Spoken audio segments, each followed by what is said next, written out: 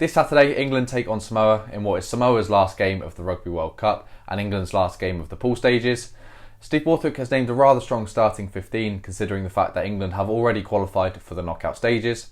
Now, this comes with both benefits and drawbacks. Ultimately, it means the players will have more chemistry and be able to bring their form into the knockout stages, which is really important to make sure you feel comfortable in the selections, you know the players around you, you know your role, but it also comes with inherent risks of injury. So if we look at Dupont, for example, who got injured against Namibia a couple of weeks back, if that was to happen this weekend, then he simply wouldn't be available for the knockout stages. So there are definitely risks, but I'm more on the side of playing your best team, getting the combinations flowing, and carrying that form into the knockout stages. With it being Samoa's last game of the World Cup, it's their last sort of opportunity to leave an impression on the tournament. I expect them to come out firing, to be very physical. I feel Samoa have slightly underperformed this World Cup. I think the bookies have got this as an England win by about 20 points. I don't quite see that being the case. I'd imagine it to be a little bit closer than that. I believe the Samoans, they've got enough quality in that team to really cause England certainly problems in specific areas, maybe not totally as a whole, but they can definitely cause England some problems. I'll move on to Samoa in a minute. Let's just go through the England starting 15.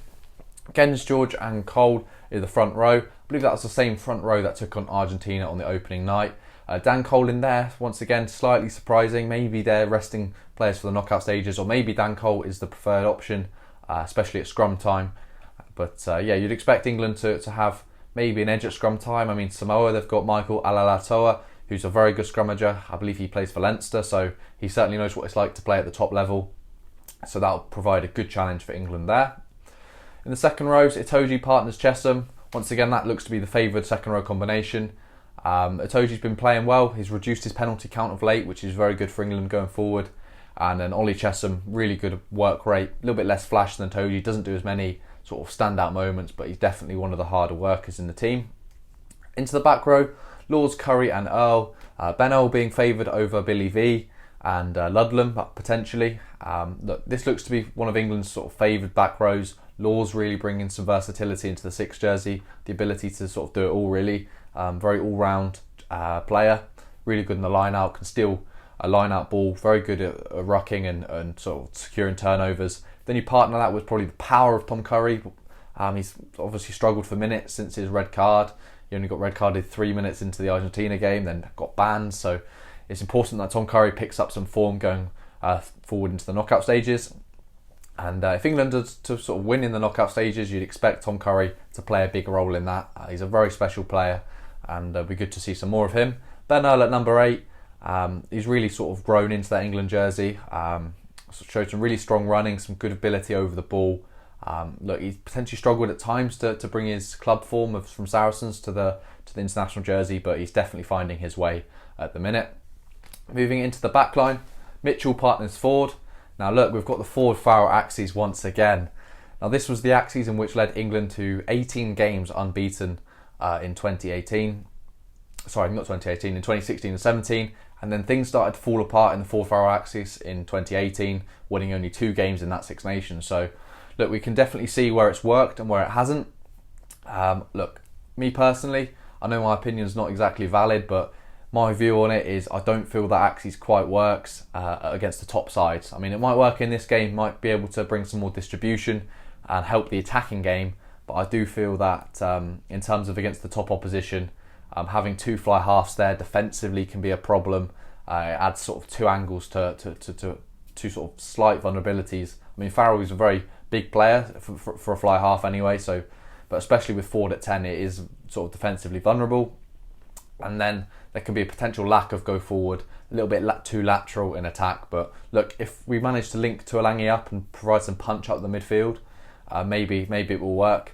But yeah, Mitchell starts at scrum half. I mean, it's a drastic and almost sort of unbelievable rise to the starting England 9 for Alex Mitchell. 2 months ago, not being in the picture, not being in the top 3 scrum halves in the country, according to Steve Borthwick. Then to get called in and go straight to number 1.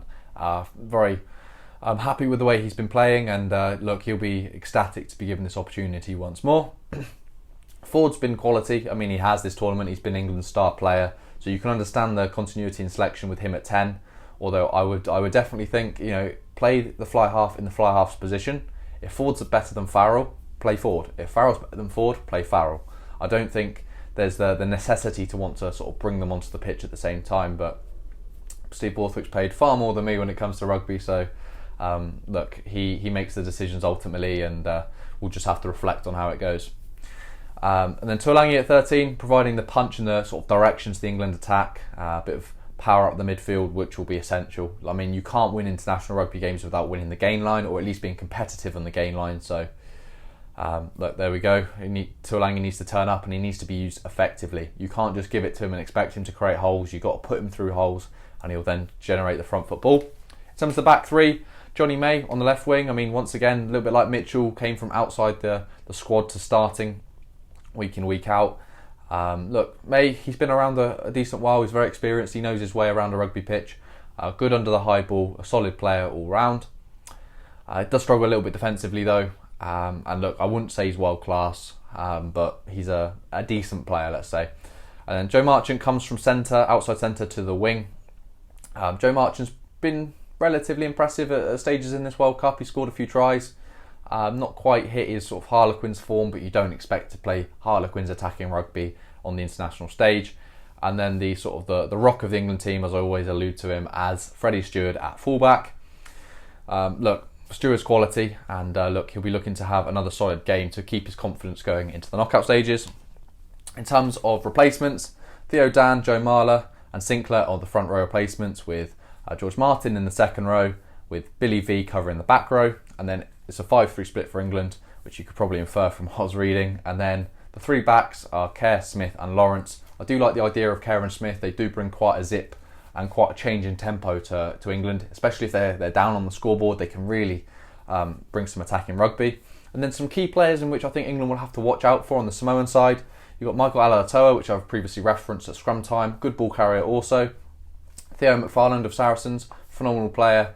I believe if he didn't get injured last year at Christmas time, then he could have easily got player of the season. He was on one hell of a season as it was. Fritz Lee at 7 and Stephen Luatua at 8. Stephen Luatua of Bristol, a really strong player, good leader, and does the basics really well. So he'd be a definite threat at line-out type. And then Fritz Lee, really good ball carrier, really powerful. So England will have to match the physicality there. And then sort of the key man for Samoa, Sopoaga at fly half. I mean, to have an ex-All Black straight into the 10 jersey will help most teams, and he's, especially with Lealiifano as well, they've both worked well. Lealiifano struggled a little bit with his goal kicking, which might be why he's relegated to the bench. But if Sopoaga can continue to kick his 3 points, it can create some real scoreboard pressure and cause England problems. And then Paia'aua on the fullback is a dangerous player. You don't want to be kicking loose to him. And as I've mentioned, Lealiifano off of the bench. It will hopefully for Samoan eyes, maybe not for England, add another good game controller and help them see out a game if they're in a winning position. The bookies have it England to win by 20 points. In terms of my prediction, I'd go a little bit closer. I reckon maybe England by 10 to 15. I think it could be quite a close game. Samoa are not ones to be overlooked. And the other concern for England is with the physicality of Samoa, can they avoid injuries? Because that will be key going into the knockout stages. But let me know what your thoughts are on the game. And I'll discuss them in the comment section with you down below. How much will England win by, or will Samoa upset the odds and come away with a famous Samoan victory in the last game of the Rugby World Cup for them? So let me know your thoughts, and thank you very much for watching.